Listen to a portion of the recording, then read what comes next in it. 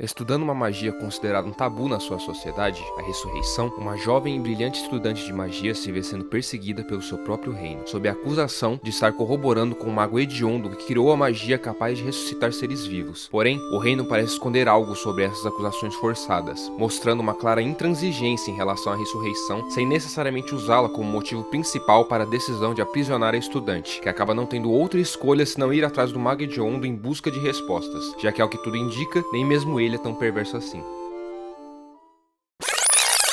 Sim, esse canal é sobre eu falando de obras que eu gosto. Então eu vou aproveitar a oportunidade para falar da minha obra, Pioneiro de Sanzugawa.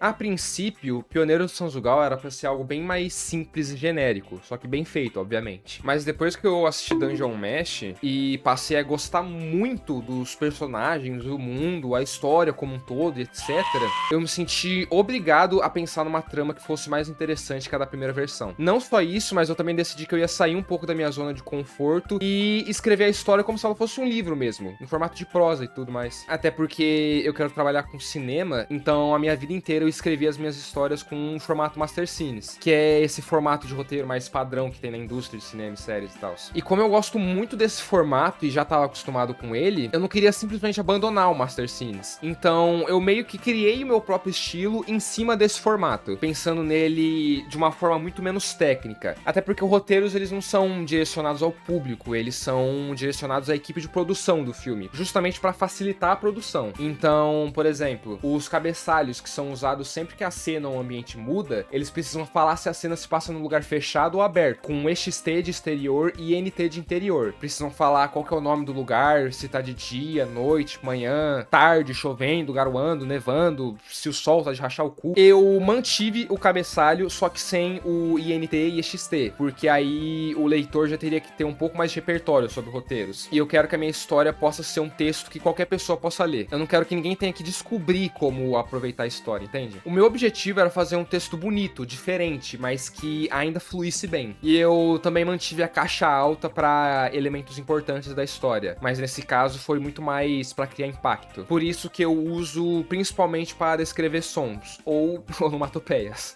Alguns roteiros têm onomatopeias e eu mantive elas na minha história, porque eu acho legal.